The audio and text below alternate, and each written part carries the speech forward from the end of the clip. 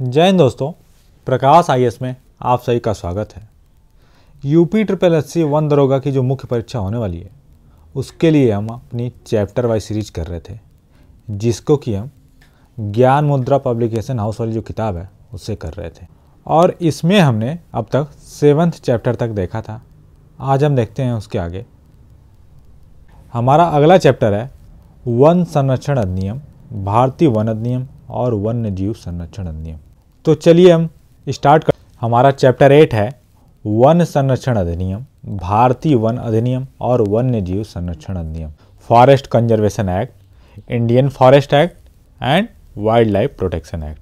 अब हम इसके बारे में डिटेल्स में देखते हैं। सबसे पहले वन संरक्षण अधिनियम, इसकी स्थापना कब हुई? 1980 में और इसमें संशोधन हुआ 1988 में। इसका उद्देश्य क्या था? वनों की कटाई को सीमित करना, जैव विविधता के संरक्षण और वन्य जीवों को बचाना, ये इसके प्रमुख उद्देश्य थे। कई बार इसके उद्देश्य भी पूछे जाते हैं। वन संरक्षण अधिनियम 1980 एक कार्य की भारत की संसद वनों के संरक्षण और उससे जुड़े मुद्दों या सहायक या आकस्मिक उपचार के लिए प्रदान करने के लिए बनाया गया। इसे 1988 में संशोधित किया गया। यह कानून पूरे भारत में फैला हुआ है। यह अधिनियम 25 अक्टूबर 1980 को लागू हुआ। यह डेट महत्वपूर्ण है, इसको नोट करिएगा। यह अधिनियम 1980 में भारत की संसद द्वारा अधिनियमित किया गया। अधिनियम की धारा 1 लघु शीर्षक विस्तार और प्रारंभ होने की तिथि बताती है। इसमें कहा गया कि यह अधिनियम वन संरक्षण अधिनियम 1980 बोला जाएगा। दूसरे में कहा गया कि यह पूरे भारत में फैला हुआ और तीसरे में कहा गया है कि यह माना जाएगा कि यह 25 अक्टूबर को लागू होगा। तो महत्वपूर्ण यह है कि 25 अक्टूबर 1980 से लागू, ये डेट आपको पता होनी चाहिए। इसके बाद 1980 अधिनियम की धारा 2 वनों के संरक्षण या गैर वन प्रयोजन के लिए वन भूमि के उपयोग के लिए राज्य सरकार पर प्रतिबंध के बारे में यह राज्य सरकार को निर्देश जारी करने के लिए केंद्र सरकार की पूर्व अनुमति के अलावा प्रतिबंधित करता है। किसी भी कानून में किसी भी आरक्षित वन अभिव्यक्ति आरक्षित वन के अर्थ में उस राज्य में लागू होने के समय या किसी भी हिस्से को आरक्षित नहीं किया जाएगा। अगला है किसी भी वन भूमि या उसके किसी भी हिस्से को किसी गैर वन उद्देश्य के लिए इस्तेमाल किया जा सकता है। और नेक्स्ट है किसी भी वन भूमि या उसके किसी हिस्से को पट्टे के माध्यम से सौंपा जा सकता है। अन्यथा किसी भी निजी व्यक्ति या किसी भी प्राधिकरण, निगम, एजेंसी या किसी अन्य संस्था के पास जो सरकार द्वारा स्वामित्व, प्रबंधित या नियंत्रित नहीं है। इसके आगे हम देख लेते हैं किसी भी वन भूमि या उसके किसी भी हिस्से को उन पेड़ों से साफ किया जा सकता है जो उस भूमि में स्वाभाविक रूप से उगे हैं या भाग पुनर्नवीकरण के लिए उपयोग करने के उद्देश्य से हों। तो जैसा कि स्पष्टीकरण में प्रावधान किया गया है कि गैर वन उद्देश्य का अर्थ क्या होता है, जैसे चाय, काफ़ी, मसाले, रबड़, हथेलियों, तेल असर वाले पौधे, बागवानी फसलों या औषधि खेती के लिए किसी भी वन भूमि या उसके हिस्से को तोड़ना या साफ करना। दूसरा, पुनः भंडारण के अलावा किसी भी उद्देश्य लेकिन जंगलों और वन्य जीव के संरक्षण, विकास और प्रबंधन से संबंधित कोई कार्य या सहायक शामिल नहीं होते हैं। अर्थात जो चेक पोस्ट है, फायर लाइन है, वायरलेस संचार और बाढ़ लगाने का निर्माण, पुल और पुलिया, बांध, वाटर होल, खाई के निशान, सीमा के निशान, पाइपलाइन या अन्य उद्देश्य इसमें शामिल नहीं होंगे। अधिनियम की धारा 3 सलाहकार समिति के गठन से संबंधित है। ये केंद्र सरकार को ऐसे व्यक्ति को एक समिति का गठन करने के लिए शक्ति देता है जो सरकार को इस अधिनियम के अनुभाग में निषिद्ध उद्देश्य के लिए अनुमोदन के संबंध में सलाह देने के लिए उपयुक्त हो सकता है या वनों के संरक्षण से जुड़ा कोई अन्य मामला जिसे केंद्र सरकार द्वारा संदर्भित किया जा सकता है। कुल मिलाकर केंद्र सरकार किसी सलाहकार समिति को नियुक्त कर सकती है जो उसको जो भी मैटर होगा उसके मैटर में सलाह देगा। धारा 3A अधिनियम के प्रावधानों के उल्लंघन के लिए दंड से संबंधित है। इसमें कहा गया कि जो भी धारा 2 के किसी भी प्रावधान का उल्लंघन करता या उसका उल्लंघन करता उसे साधारण कारावास दी जा सकती है और जो 15 दिनों तक बढ़ सकती है। तो कई बार क्वेश्चन ये आता है कि किस प्रावधान में आपका किस धारा के तहत इसमें दंड दिया जाता है। तो ये महत्वपूर्ण है, जो धारा 3A है, इंपॉर्टेंट, इसको नोट कर लीजिएगा। 3A के अंतर्गत दंड दिया जाता है। धारा 3B उन मामलों से संबंधित है जिनमें अपराध प्राधिकरण या सरकारी विभागों द्वारा किए जाते हैं। ऐसे मामलों में यह कहा जाता है कि विभाग के प्रमुख को दोषी माना जाएगा। हालांकि यदि वह साबित करता है कि यह उसकी जानकारी के बिना किया गया था या उसने इस तरह के अपराध को रोकने के लिए सभी उचित परिश्रम का उपयोग किया था, तब उसको दोषी नहीं मानेंगे। तो जो धारा 3B है वो किससे रिलेटेड है? अगर कोई प्राधिकरण या कोई सरकारी विभाग अगर कोई उल्लंघन करता है उसके लिए, जो धारा 2 में दी है। धारा 4 नियम बनाने की शक्ति से संबंधित है। इसमें कहा गया है कि केंद्र सरकार आधिकारिक राजपत्र में अधिसूचना द्वारा इस अधिनियम के प्रावधानों को पूरा करने के लिए नियम बना सकती है। इस अधिनियम के तहत बनाए गए प्रत्येक नियम को संसद भवन के प्रत्येक सदन के समक्ष पेश किए जाने के बाद जैसे ही हो सकता है रखा जाएगा, जबकि यह सत्र में कुल 2-3 दिनों के लिए है, जिसमें एक सत्र शामिल हो सकता है। 2 या अधिक क्रमिक सत्रों में, और यदि सत्र की समाप्ति से पहले, सत्र के तुरंत बाद या क्रमिक सत्र पूर्वोक्त दोनों सदन नियम में कोई संशोधन करने पर सहमत होते हैं या दोनों सदन सहमत होते हैं कि नियम नहीं बनाना चाहिए, नियम इसके बाद केवल ऐसे संशोधित रूप में प्रभावी हो सकता है या कोई प्रभावी नहीं हो सकता है जैसा कि मामला हो सकता है।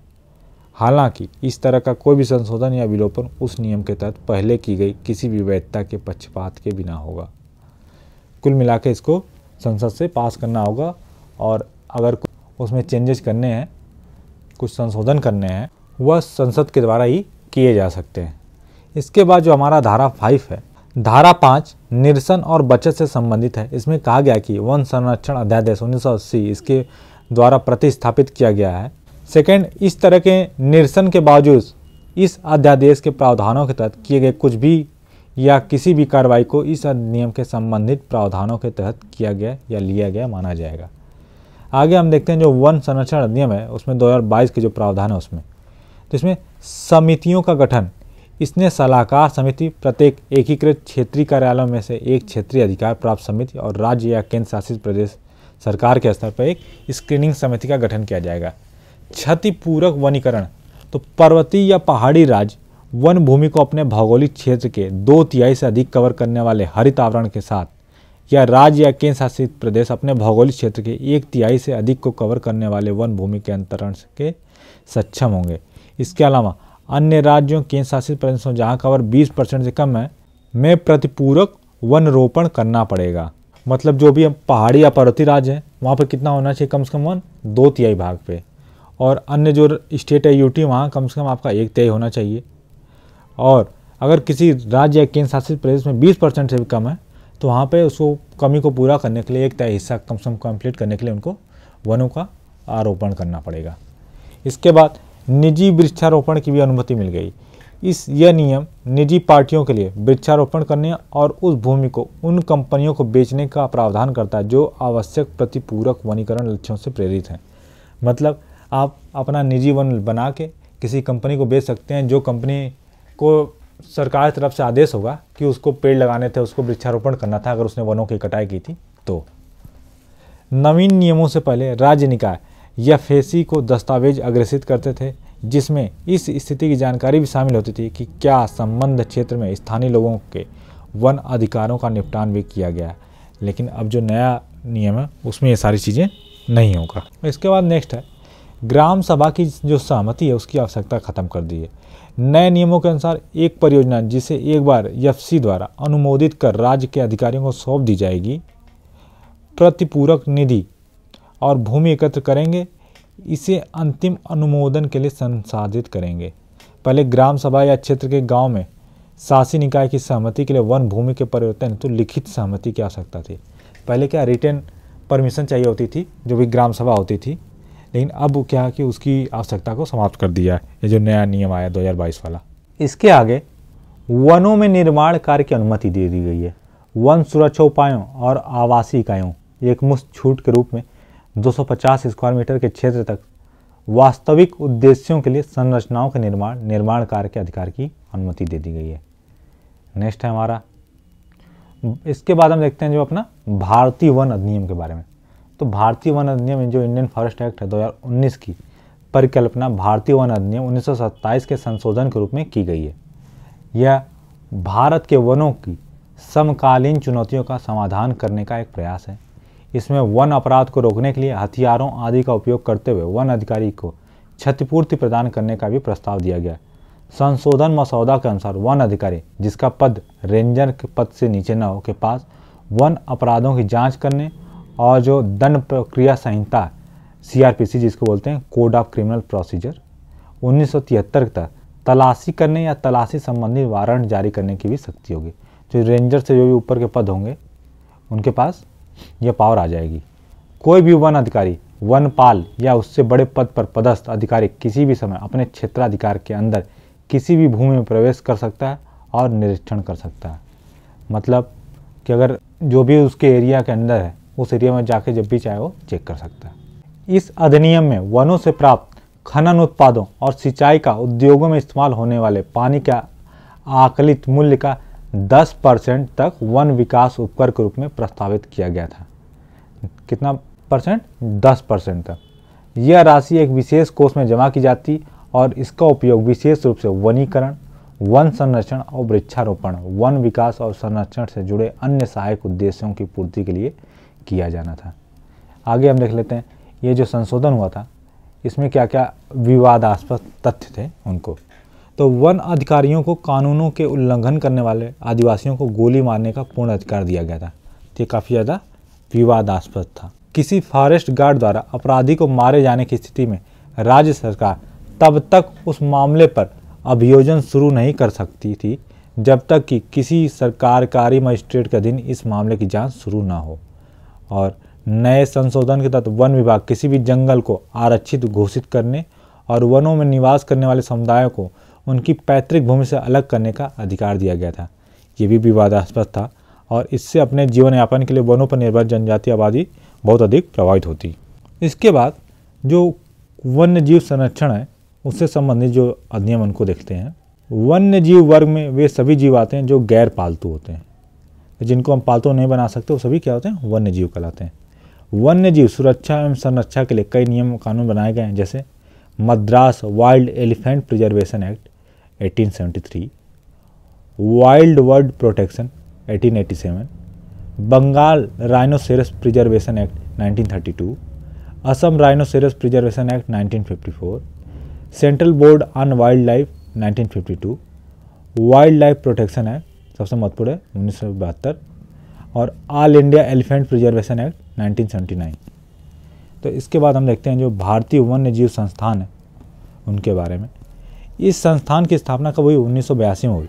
यह भारत सरकार के पर्यावरण, वन एवं जलवायु परिवर्तन मंत्रालय के निगरानी में एक स्वायत्त संस्थान के रूप में स्थापित किया गया है। यह अंतर्राष्ट्रीय ख्याति प्राप्त संस्थान है जो वन्य जीव अनुसंधान एवं प्रबंधन के लिए प्रशिक्षण कार्यक्रम एवं एकेडमिक कोर्स का भी संचालन करता है। यह संस्थान कहाँ है? उत्तराखंड राज्य के देहरादून जनपद में स्थापित है। भारतीय वन्य जीव संस्थान की स्थापना वर्ष 1982 में एक स्वायत्त संस्था के रूप में हुई थी। ये ऊपर बताया गया। तो महत्वपूर्ण यही है कि 1982 में एक स्वायत्त संस्था के रूप में, ऑटोनॉमस बॉडी के रूप में इसको इस्टेब्लिश किया गया। यह संस्थान दक्षिण पूर्व एशिया में वन्य जीव तथा संरक्षित क्षेत्र प्रबंधन में श्रेष्ठ प्रशिक्षण एवं अनुसंधान संस्थान है। इसका काम वन्य जीव विज्ञान में बेहतर सूचना एवं ज्ञान उत्पादन पेश करना एवं विभिन्न लक्ष्य समूहों के लिए क्षमता सृजन कार्यक्रमों में इन्हें शामिल करना है। इसके बाद हम देखते हैं जो हमारा वन्य जीव संरक्षण एक्ट है 1972। तो भारत देश ने वन्य जीवों की रक्षा के लिए तस्करी, अवैध शिकार व वन्य जीवन और वनोत्पादों के अवैध व्यापार को नियंत्रित करने के उद्देश्य से वन्य जीव संरक्षण अधिनियम 1972 पारित किया। इस एक्ट में जनवरी 2003 में संशोधन करके इसका नाम भारतीय वन्य जीव संरक्षण अधिनियम 2002 रखा गया। इस अधिनियम में कठोर दंड तथा जुर्माने का भी प्रावधान किया गया है और यह अधिनियम जंगली जानवरों, पक्षियों और पौधों को अधिक सुरक्षा प्रदान करता है। तो कि इस एक्ट में नाम है सिर्फ वन्य जीव संरक्षण, लेकिन उसमें क्या कि जो एनिमल्स हैं उनको तो ही, जो बर्ड्स हैं, पक्षियाँ हैं और जो पौधे हैं उन सभी का सुरक्षा की जाती है। तो जो आपका फोना और फ्लोरा हैं उन सब के लिए ही वन्य जीव संरक्षण अधिनियम का यूज किया जाता है। इसके बाद है हमारा वन्य जीव संरक्षण संशोधन अधिनियम 2022। तो वन्य जीव संरक्षण संबंधी मामले अभी तक अलग अलग विभिन्न कानूनों द्वारा निपटाए जाते थे, परंतु जो नया संशोधन हुआ है इससे एक ही अधिनियम द्वारा निपटाया जाएगा। यह संशोधन 1972 के अधिनियम में किया गया है। इस अधिनियम द्वारा वन्य जीवों के संरक्षण, विदेशी प्रजातियों के पौधों एवं पशुओं के अवैध आयात निर्यात की रोकथाम, वन भूमि के संरक्षण एवं वन क्षेत्र में सदियों से रह रही जनजातियों के अधिकारों की सुरक्षा के अधिकार मिलेंगे। इस संशोधन अधिनियम द्वारा वन्य जीवों के अवैध व्यापार एवं इससे जुड़े अपराधों हैं तो जुर्माने में भी वृद्धि की गई है। इस तरह के अपराधों के लिए अभी अधिकतम कितना 25,000 के जुर्माने का प्रावधान अधिनियम में अभी तक था, अब जबकि इसको बढ़ा के अब कितना कर दिया 5 लाख कर दिया गया है। यह संशोधन अधिनियम लाने का उद्देश्य है कि साइट्स के साथ भारत के दायित्वों को प्रभावी करने का प्रयत्न करना है। जो साइट्स एक संस्था है उसके तहत जो भारत के जो कर्तव्य हैं उनको पूरा करने के लिए इस अधिनियम को लाया गया है। आगे वन संरक्षण के लिए कुछ आंदोलन चलाए गए थे, उन सभी महत्वपूर्ण आंदोलनों को हम देख लेते हैं। वनों को काटने से रोकने, प्राकृतिक संसाधनों के भविष्य के लिए सुरक्षित करने के लिए भारतीय लोगों ने कई आंदोलन चलाए जिससे पर्यावरण संरक्षण में बहुत मदद मिली। तो इसके कुछ महत्वपूर्ण जो आंदोलन है उनको देखते हैं जो काफ़ी ज़्यादा न्यूज में थे। सबसे पहला और जो सबसे महत्वपूर्ण है आपका चिपको आंदोलन। यह आंदोलन 26 मार्च 1974 को उत्तराखंड के टिहरी गढ़वाल जनपद में ग्रामीणों और महिलाओं द्वारा चलाया गया था। इस आंदोलन का प्रमुख उद्देश्य व्यवसाय हेतु वनों की कटाई को रोकना था। महत्वपूर्ण है, टिहरी गढ़वाल का जो नवजीवन आश्रम है इस आंदोलन का प्रमुख केंद्र था। बहुत महत्वपूर्ण, कई बार पूछा जाता है। चिपको आंदोलन का प्रारंभ राजस्थान के खेजडेली गांव से प्रारंभ हुआ था। 1973 में अजीत सिंह के आदेश पर काटे जा रहे खेजरी वृक्ष को बचाने के लिए अमृता देवी बिश्नोई, बहुत ही महत्वपूर्ण नाम है, इनके नाम पे अब कई सारे पुरस्कार भी दिए जाते हैं वनों को संरक्षण के लिए, एवं उनकी 3 पुत्रियों ने पेड़ों से चिपक कर इसका विरोध किया था, परंतु अजीत सिंह के लोगों द्वारा 363 लोगों को वृक्षों के साथ काट डाला गया। वर्तमान में चिपको आंदोलन की शुरुआत 26 मार्च 1974 को उत्तराखंड के रैणी गांव के जंगल में लगभग 2500 पेड़ों की कटाई की नीलामी हुई थी। इसमें गौरा देवी व अन्य 21 महिलाओं ने नीलामी का विरोध किया और इसको सफलता अर्जित की। बहुत ही महत्वपूर्ण है गौरा देवी का नाम। इस आंदोलन के जनक कौन थे? सुंदरलाल बहुगुणा, गौरा देवी और चंडी प्रसाद भट्ट थे। अन्य कार्यकर्ताओं में मुख्यतः जो ग्रामीण महिलाएं थीं वो थीं। भारत सरकार ने अमृता देवी के नाम पर अमृता देवी बिश्नोई वन्य जीव संरक्षण पुरस्कार भी प्रारंभ किया है। बहुत ही महत्वपूर्ण है। चिपको आंदोलन के तहत तत्कालीन प्रधानमंत्री श्रीमती इंदिरा गांधी ने 1980 में उत्तर प्रदेश के हिमालयी वनों में वृक्षों की कटाई पर 15 वर्षों के लिए रोक लगा दी थी। चिपको आंदोलन उत्तर में हिमाचल प्रदेश, दक्षिण में कर्नाटक, पश्चिम में राजस्थान और पूर्व में बिहार और मध्य भारत के विंध्य तक फैला हुआ था। तो चिपको आंदोलन की जो एरिया थी काफ़ी ज़्यादा बड़ी थी। इस आंदोलन के तहत भोजन, चारा, ईंधन, रेशे और उर्वरक जैसे 5F को वरीयता दी गई थी। तो 5F से क्या हो गया आपका? फूड, फॉडर, फ्यूल, फाइबर और फर्टिलाइजर। इसलिए इसको क्या बोला गया? 5F बोला गया। महत्वपूर्ण है, इसको देख लीजिएगा। और इस आंदोलन का नारा था पारिस्थितिकी स्थायी मितव्यता है। ये महत्वपूर्ण है, इसका नारा भी आपको पता होना चाहिए। इसके बाद आया अप्पिको आंदोलन। उत्तर का चिपको आंदोलन दक्षिण के कर्नाटक राज्य में अप्पिको आंदोलन के रूप में सामने आया। कन्नड़ भाषा में अप्पिको शब्द का अर्थ होता है गले लगना। यह आंदोलन सितंबर 1983 में कर्नाटक के उत्तर में पांडुरंग हेगड़े के नेतृत्व में, महत्वपूर्ण है, पांडुरंग हेगड़े के नेतृत्व में सलकानी गांव से 5 किलोमीटर आगे चलकर कलासे वन के वृक्षों से लिपटकर खड़े हो गए ताकि उन्हें काटने से बचाया जा सके। यह आंदोलन पूरे जोश से लगातार 38 दिन तक चलता रहा। महत्वपूर्ण कहाँ हुआ था? कर्नाटक राज्य में हुआ था, आपका तलकानी गांव में।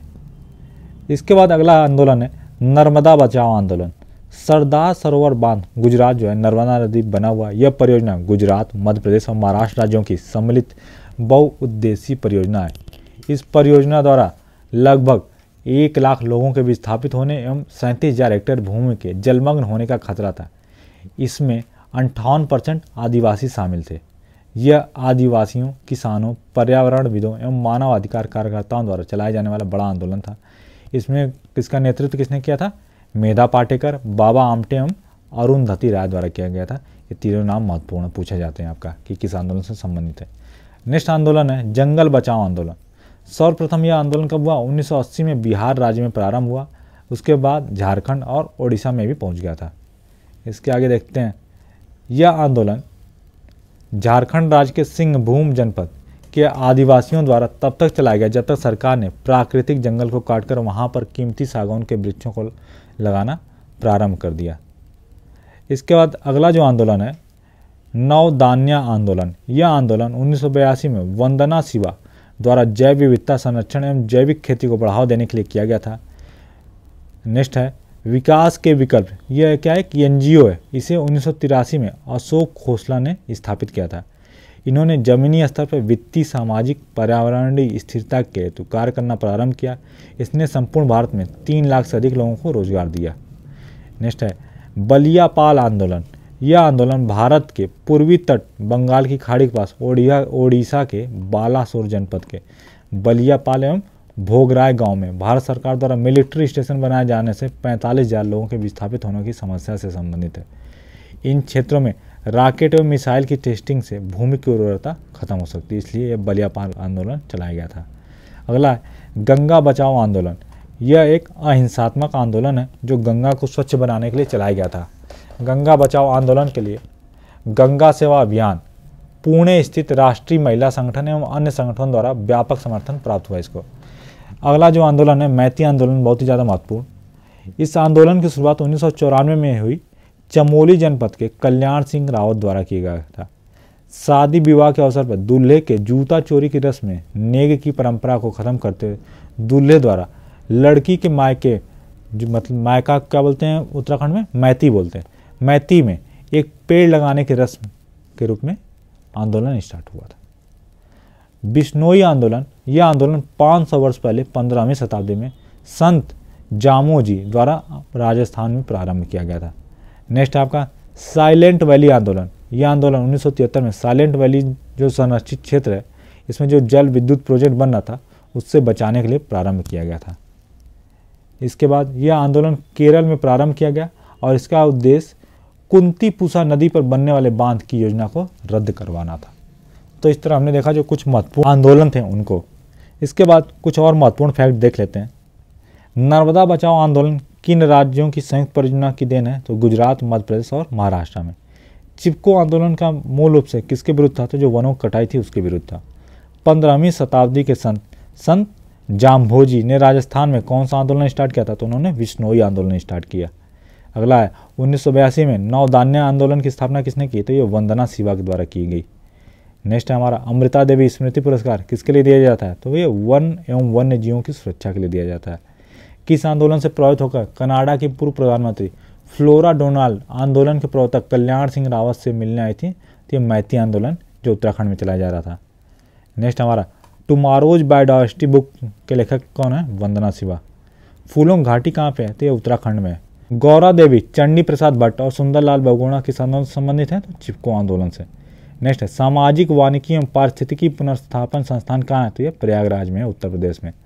अगला जो है भारतीय वन सर्वेक्षण का गठन कब हुआ? 1 जुलाई 1981 को। और अगला जो क्वेश्चन है भारतीय वानिकी चार्टर के उद्घोषण किसकी सिफारिश पर हुआ था? तो ये डॉक्टर क्लेलैंड की सिफारिश पे। नेक्स्ट हमारा भारतीय वनस्पति सर्वेक्षण का मुख्यालय कहाँ है? तो यह है कोलकाता में। और अगला उत्तर प्रदेश का पहला गो अभ्यारण्य कहाँ खोला गया? तो ये खोला गया मिर्जापुर में। नेक्स्ट अमेजन वर्षा वनों द्वारा पृथ्वी पर ऑक्सीजन कितनी उत्पादित होती है? तो ये 20% से अधिक उत्पादित होती है। इसके बाद हम देख लेते हैं इसी पर आधारित कुछ मल्टीपल चॉइस क्वेश्चंस। तो सबसे पहला जो हमारा क्वेश्चन है भारत में वन्य जीव संरक्षण अधिनियम कब लागू हुआ? तो ये 1972 में लागू हुआ। किस पर्यावरणविद को जल पुरुष के नाम से जानते हैं? तो ये राजेंद्र सिंह को जानते हैं जल पुरुष के नाम से। भारत में वन संरक्षण अधिनियम कब पारित हुआ? तो ये 1980 में पारित हुआ। स्टार्टिंग में आपको बताया गया। मैती आंदोलन कहाँ से रिलेटेड है? तो ये उत्तराखंड से। अगला है हमारा, इसको मिलाना था। देखो तो जो हमारा जंगल बचाओ आंदोलन था ये कहाँ से था? बिहार से रिलेटेड। चिपको आंदोलन था आपका उत्तराखंड से रिलेटेड। अपिको आंदोलन था कर्नाटका से रिलेटेड। और जो बिश्नोई आंदोलन था ये कहाँ था? ये गोंडा दे रखा है, जबकि ये क्या है? राजस्थान से रिलेटेड था। ठीक, तो ऑप्शन हमारा बी हो जाएगा। इसके बाद अगला देखते हैं, अगला क्वेश्चन हम किस आंदोलन का उद्देश्य जैव विविधता संरक्षण तथा जैविक खेती को बढ़ावा देना था? तो ये नवधान्य आंदोलन था। विश्व के वन्यजीव भारत में कितने प्रतिशत हैं? लगभग 5%। कार्बेट तथा राजाजी राष्ट्रीय उद्यान में वन्यजीव प्रबंधन हेतु किस पैमाने के हवाई छायाचित्र उपयुक्त हैं? तो लघु पैमाने वाले हवाई छायाचित्र उपलब्ध है। इसके बाद निम्नलिखित में से कौन एक विश्व धरोहर स्थल वर्ल्ड हेरिटेज साइट घोषित है? तो नंदा देवी जैव मंडल आरक्षित क्षेत्र। अगला है, भारत में निम्नलिखित में से कौन सा अधिनियम वन्य जीवों को संरक्षण प्रदान करता है? तो वन्य जीव संरक्षण अधिनियम 1972, wild life protection act 1972। Next है, पृथ्वी अर्थ प्लस 5 समिट कब आयोजित हुआ था? तो अर्थ समिट हुआ आपका 1992 में। तो 5 और 5 साल जोड़ देंगे तो कितना है? 1997 में। अर्थ प्लस 10 होता है तो आपका 2002 में। इसके बाद भारत के किस क्षेत्र में लोग जीवित वृक्षों की जड़ों का अनुवर्धन करके जलधारा के आर पार सुदृढ़ पुलों को रूपांतरित कर देते हैं? और ये अनोखे जीवित जड़ पुल कहाँ पाए जाते हैं? तो मेघालय में पाए जाते हैं, बहुत ही ज़्यादा न्यूज में रहते हैं। वन ह्रास का मुख्य कारण क्या है? कि जो औद्योगिक विकास कर रहे हैं, इंडस्ट्रियल डेवलपमेंट, उसकी वजह से सबसे अधिक वनों की कटाई होती है।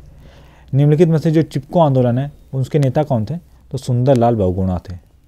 अगला जो क्वेश्चन है, अमृता देवी स्मृति पुरस्कार किसके लिए दिया जाता है? तो ये आपका दिया जाता है वन एवं वन्य जीवों की सुरक्षा के लिए। ऑप्शन बी हमारा हो जाएगा सही। अगला जो क्वेश्चन है, भारतीय वन्य जीव संस्थान कहाँ पे स्थित है? तो यह देहरादून में। नेक्स्ट है, भारत के अधिकांश वन्य जीव संरक्षित क्षेत्र कहाँ गिरे हुए हैं? तो घने जंगलों से गिरे हुए हैं। नेक्स्ट है, किस राष्ट्रीय उद्यान ने वन्य जीव प्रबंधन के लिए ड्रोन या मानव रहित हवाई वाहन का उपयोग करना प्रारंभ किया? तो ये किया गया बांदीपुर टाइगर रिजर्व, कहाँ है? कर्नाटका में। नेक्स्ट हमारा, राज्यों में से उस राज्य को चुनिए जिसके सर्वाधिक संख्या में वन्य जीव अभ्यारण्य, नेशनल पार्क और अभ्यारण्य है। तो सबसे अधिक मध्य प्रदेश में है। अगला क्वेश्चन है, भारतीय वनस्पति शोध संस्थान कहाँ पे है? तो ये लखनऊ में स्थित है।